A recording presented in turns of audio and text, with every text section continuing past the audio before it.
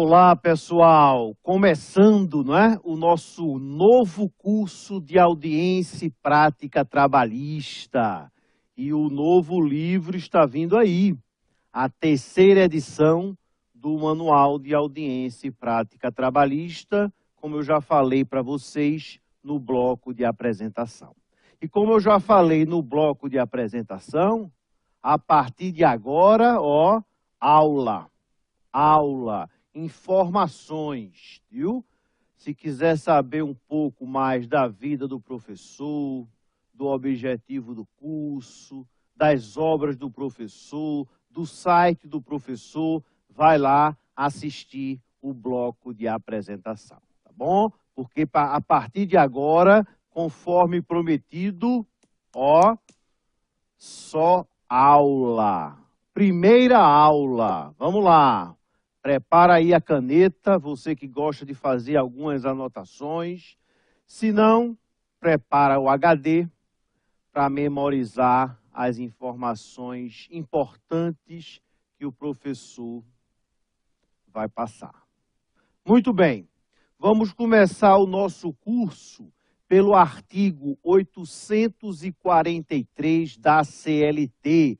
843 da CLT, que reza que as partes, autor e réu, ou se preferir, reclamante e reclamado, devem comparecer pessoalmente à audiência, independentemente do comparecimento ou não do seu representante, que no caso seria o advogado particular contratado ou o advogado do sindicato, já que cabe ao sindicato, nos termos da lei 5.584 de 70, cabe ao sindicato, na Justiça do Trabalho, prestar gratuitamente assistência judiciária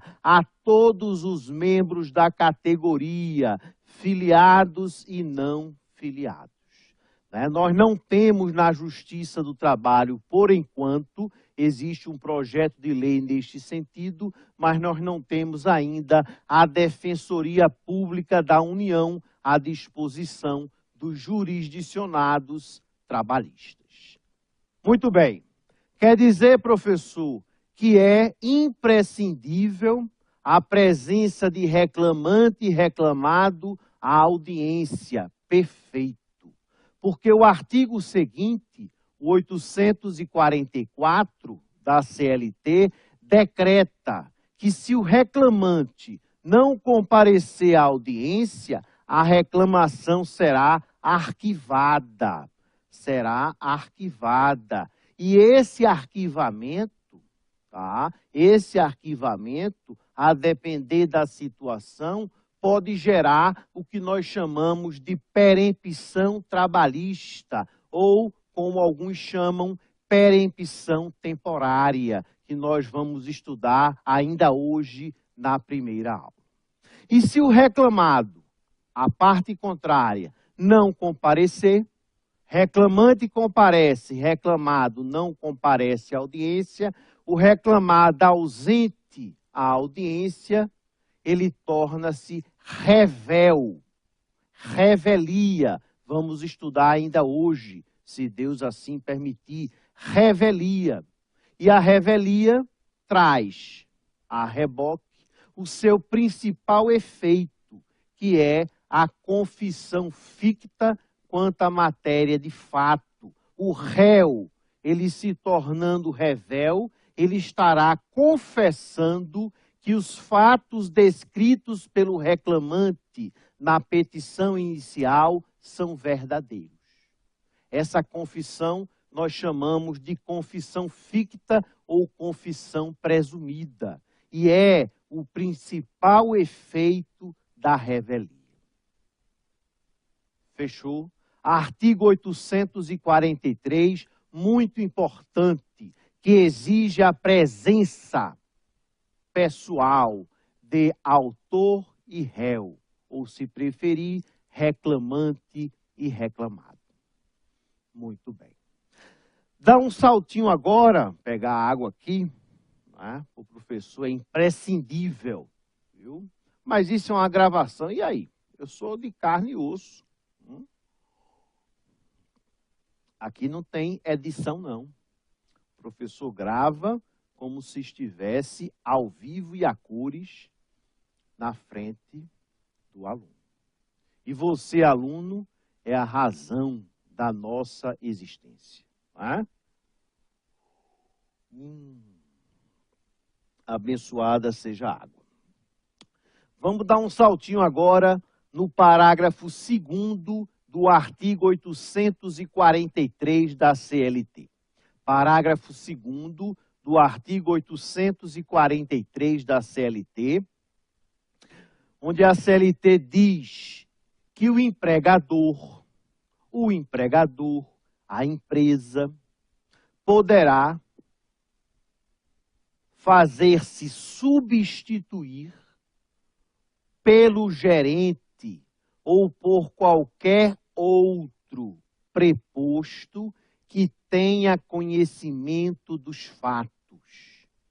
Olha o que prevê o parágrafo 2º do artigo 843 da CLT, que o empregador pode se fazer substituir pelo gerente ou por qualquer outro preposto que tenha conhecimento dos fatos. Então, na minha humilde opinião, na minha visão, o legislador exige do preposto apenas o conhecimento dos fatos. Até mesmo porque, se o preposto comparecer à audiência, substituindo o empregador, e não tiver conhecimento dos fatos, durante o interrogatório, o juiz irá dirigir perguntas ao empregador que está substituído pelo preposto, e o preposto vai responder: não sei, não sei, não tenho conhecimento, não sei, não tenho conhecimento. A instrução se encerrará depois do interrogatório do empregador. Por quê, professor? Porque o não saber durante o interrogatório conduz à ficta confissão. Aquele que está sendo interrogado e responde, ou não responde, melhor dizendo, não responde ao que o juiz está perguntando, usando de evasivas ou demonstrando o não conhecimento dos fatos, essa parte, que no caso é o empregador substituído pelo preposto, tornar-se-á confessa quanto à matéria de fato. O não saber durante o interrogatório deságua na confissão ficta quanto à matéria de fato. O desconhecimento da parte em relação aos fatos deságua, gera a confissão ficta quanto à matéria de fato. Professor, então, para a CLT, o preposto pode ser qualquer pessoa que tenha conhecimento dos fatos, perfeitamente. Para a CLT, para mim, para muitos colegas, para muitos desembargadores, o preposto, ele pode ser qualquer pessoa, basta que ele tenha conhecimento dos fatos. Bom, mas você, advogado militante, que tem como missão principal livrar o seu cliente de riscos desnecessários. Qual é a missão precípua do advogado? Não colocar em risco o seu cliente. E a forma mais comum de se colocar o cliente em risco é criar um incidente desnecessário. Não é verdade? O que é um incidente? É aquele obstáculo no caminho do processo. E, por vezes, o advogado termina sendo o culpado por criar aquele incidente que poderia ser evitado. É o caso do preposto. Com todo o respeito que o professor Gustavo merece, e ele escreve isso nas obras de sua autoria, com todo o respeito, o advogado, ele deve seguir os precedentes jurisprudenciais do TST que estão consubstanciados na súmula 377. Anota aí, súmula 377 do TST.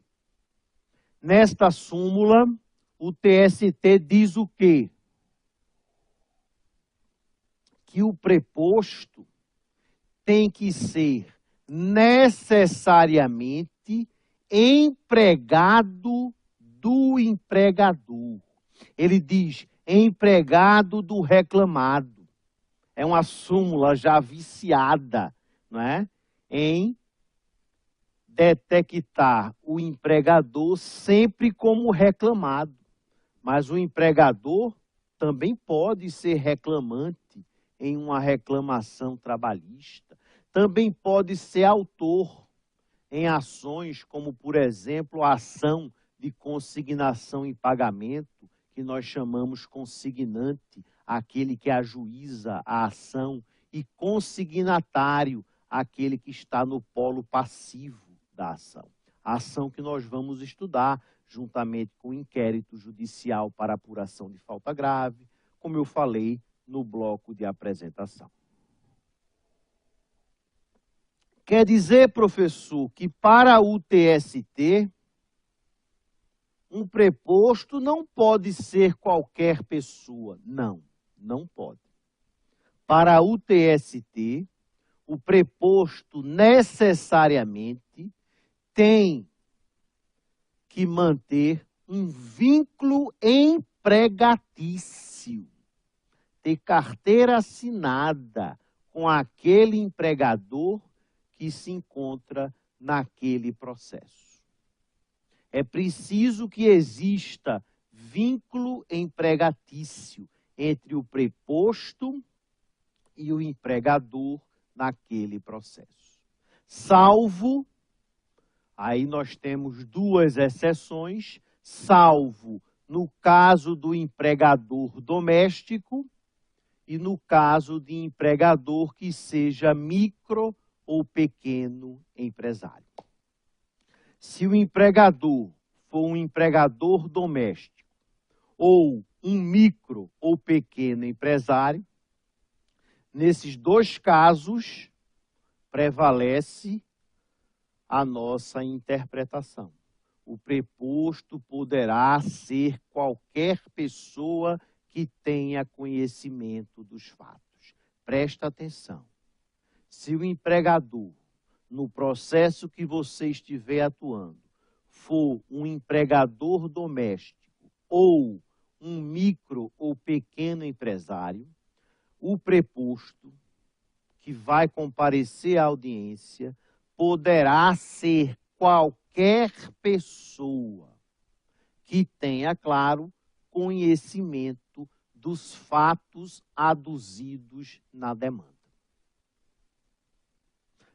Não sendo o empregador naquele processo nem empregador doméstico, nem micro ou pequeno empresário, o preposto necessariamente tem que ser empregado do empregador. Trata-se de uma exigência contida em súmula do Tribunal Superior do Trabalho. E uma previsão em súmula deve ser respeitada. Você não deve gratuitamente entrar em choque com a súmula. Você só vai entrar em choque com a súmula quando não existir outra alternativa. Existindo, daí você segue a súmula. Então, se você está advogando para um empregador que não se encaixa naquelas exceções do doméstico, do micro e do pequeno empresário, se você está advogando para um empregador que se encaixa na regra e não nas exceções, você vai dizer com antecedência que a pessoa que irá à audiência necessariamente tem que ser empregado. Levar, inclusive, documentação no dia da audiência capaz de comprovar essa condição. E, além disso, ter conhecimento dos fatos. Uma pessoa que tenha trabalhado no período total ou parcial com aquele trabalhador que é o adversário no processo. Perfeito. Posso ficar tranquilo? Muito bem. Professor, se eu estiver advogando, bati aqui, se eu estiver advogando para o trabalhador, né? Se o meu cliente for adversário da empresa, eu devo investigar, eu devo observar esse detalhe? Claro, claro. A súmula 377 do TST, ela serve como orientação ao advogado do empregador, né? E como um as escondido na manga do advogado do empregado. Porque a audiência é instalada, o juiz dá bom dia às partes e aos advogados, e o advogado do trabalhador, digamos que seja uma reclamação padrão, o trabalhador esteja ali na condição de reclamante, e o empregador, a empresa, na condição de reclamado, o reclamado. Ora, o advogado do reclamante, detectando naquele momento ou até posteriormente alguma irregularidade na legitimidade do preposto, o advogado do empregado descobre que a empresa é uma média empresa, uma grande empresa. Muitas vezes esse fato já é notório. Né? Então, sendo uma média empresa, uma grande empresa, o preposto teria que ser necessariamente empregado daquela empresa e o advogado do empregado descobre, naquele momento ou posteriormente, que o preposto que está ali presente ou esteve presente à audiência não é empregado. Nunca foi empregado daquela empresa reclamada. O que deve o advogado do reclamante fazer? Requerer que o juiz constate a revelia. Requerer que o juiz reconheça que o réu, que o reclamado, tornou-se revel. E por que tornou-se revel? Porque não compareceu à audiência. Já que aquele preposto que ali estava para substituir o empregador, não tem legitimidade para tal. Não tem. Por quê? Porque não é empregado daquele empregador. Não é empregado daquela empresa. Está vendo? Professor, e eu vou poder arguir, eu vou poder levantar esse incidente depois da audiência? Claro, porque trata-se de matéria de ordem pública. De ordem pública, que não é passível de preclusão. É uma matéria, inclusive, que você pode levantar no recurso ordinário. No recurso ordinário. Mesmo que não arguída na primeira instância, ela pode sim ser devolvida à segunda instância. É o efeito devolutivo em profundidade previsto no CPC e adotado no processo trabalhista. Matéria de ordem pública. Ela é devolvida, independentemente de ter sido ou não discutida na primeira instância. Então, se você está advogando para o trabalhador, eis que surge um incidente tão contundente, tão forte, que é capaz de gerar a revelia do empregador. Qual? A ilegitimidade do preposto, por não ser o preposto empregado daquele empregador. E quando a súmula 377 do TST exige que o preposto seja empregado do reclamado, na realidade a súmula quer dizer empregado daquele empregador, a súmula está falando no momento atual e não no passado. A súmula não diz que o preposto tinha que ser empregado da empresa na época em que o empregado ali trabalhou. Não. Tem que ser empregado agora. Agora.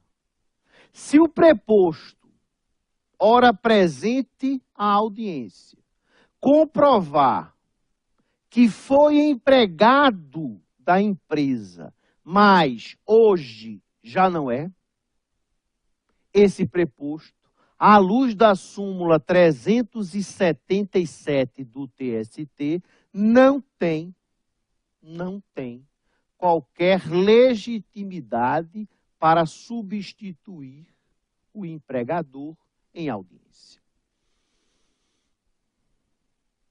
Tranquilo? Tem que ser empregado. No dia da audiência, o vínculo empregatício tem que estar ativo. Muito bem. Professor, e carta de preposição? É que eu ouço tanto falar. Carta de preposição, carta de preposição. Na qualidade de advogado, eu devo respeitar, devo considerar imprescindível a carta de preposição? Se eu fosse advogado, eu levaria bem a sério a carta de preposição. Gustavo Cisneiros escreve que a carta de preposição é um documento insignificante. Eu digo isso. Eu digo isso abertamente. E continuo dizendo, e vou morrer dizendo, que a carta de preposição é um documento insignificante. Por quê? Porque não está previsto em lei. Não há lei no Brasil que exija do empregador a juntada aos autos de carta de preposição, também chamada de credencial. um documento que autorize o preposto a estar ali substituindo o empregador. Não há lei. E aí eu aplico o segundo inciso do artigo 5º da Constituição Federal, o princípio da legalidade. Ora, ninguém é obrigado a fazer ou a deixar de fazer alguma coisa, senão em virtude de lei. Então, Gustavo Cisneiros, escritor, Gustavo Cisneiros, professor, Gustavo Cisneiros, juiz do trabalho, considera a carta de preposição um documento insignificante. Mas eu tenho que dizer a vocês o que acontece na realidade. Muitos colegas veneram a carta de preposição. Consideram a carta de preposição um documento imprescindível, essencial, indispensável. Eu já vi situações de o juiz, entre aspas, decretar a revelia por ausência de carta de preposição. O que é um absurdo. Professor, isso é um absurdo.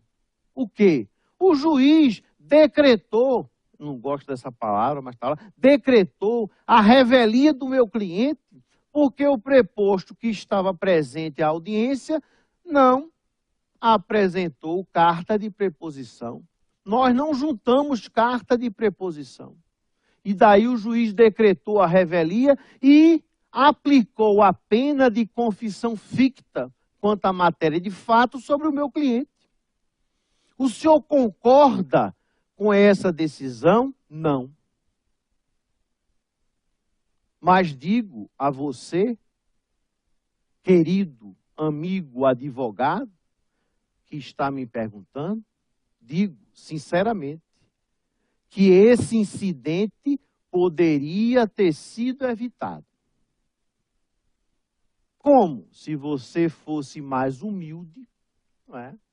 E cedesse ao apelo da maioria dos magistrados. Qual? Da exigibilidade da carta de preposição.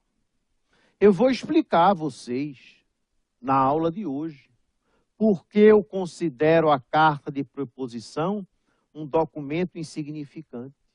Vocês vão ter, não é, argumentos jurídicos sólidos para chegarem a essa conclusão.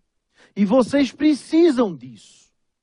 Porque na vida do advogado é comum ter que enfrentar esse tipo de situação, às vezes por um lapso, por uma omissão de um colega de trabalho. Agora, se você é o advogado do empregador desde o início do processo, eu tenho certeza que esse incidente não vai ocorrer. Porque você vai ter o cuidado, primeiro, de verificar a natureza do seu cliente, a natureza jurídica. Se é um empregador doméstico, um micro ou pequeno empresário. E se for micro ou pequeno empresário, fazer a prova, fazer a demonstração desse enquadramento. E daí o preposto pode ser qualquer pessoa. Mas não sendo o seu cliente, nem um empregador doméstico, nem um micro, nem um pequeno empresário, você já vai dizer, prepará-lo para o fato de o preposto ter que ser empregado atual e ter conhecimento dos fatos. E além disso, você providenciará uma carta de preposição e acostará essa carta de preposição o quanto antes aos autos processuais. E daí você está livre de qualquer incidente indesejável em relação à legitimidade ou não do preposto para substituir o seu cliente em audiência. Tá certo? Primeiro bloco eu encerro por aqui. Pode gerar o que nós chamamos de perempção trabalhista, ou, como alguns chamam, perempção temporária, que nós vamos estudar ainda hoje na primeira aula.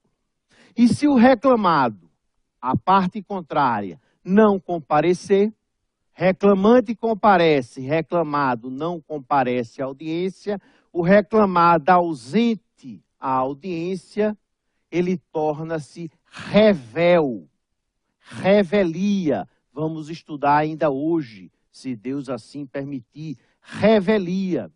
E a revelia traz a reboque o seu principal efeito, que é a confissão ficta quanto à matéria de fato. O réu, ele se tornando revel,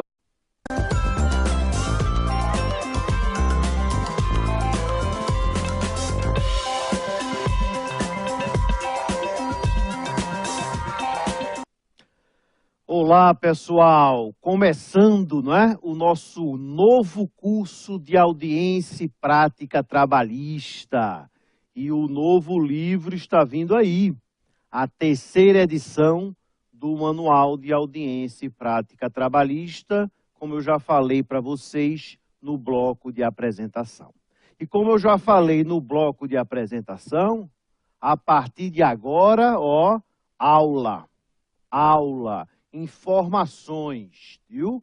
Se quiser saber um pouco mais da vida do professor, do objetivo do curso, das obras do professor, do site, né? Nós não temos na Justiça do Trabalho, por enquanto, existe um projeto de lei neste sentido, mas nós não temos ainda a Defensoria Pública da União à disposição dos jurisdicionados trabalhistas. Muito bem. Quer dizer, professor, que é imprescindível a presença de reclamante e reclamado à audiência. Perfeito. Porque o artigo seguinte, o 844 da CLT, decreta que se o reclamante não comparecer à audiência, a reclamação será arquivada. E esse arquivamento, tá? Esse arquivamento, a depender da situação do professor, vai lá assistir o bloco de apresentação, tá bom? Porque a partir de agora, conforme prometido, ó, só aula. Primeira aula, vamos lá. Prepara aí a caneta, você que gosta de fazer algumas anotações. Se não, prepara o HD para memorizar as informações importantes que o professor vai passar. Muito bem, vamos começar o nosso curso pelo artigo 843 da CLT. 843 da CLT, que reza que as partes, autor e réu, ou se preferir, reclamante e reclamado, devem comparecer pessoalmente à audiência, independentemente do comparecimento ou não do seu representante, que no caso seria o advogado particular contratado ou o advogado do sindicato, já que cabe ao sindicato, nos termos da lei 5.584 de 70, cabe ao sindicato, na Justiça do Trabalho, prestar gratuitamente assistência judiciária a todos os membros da categoria, filiados e não filiados.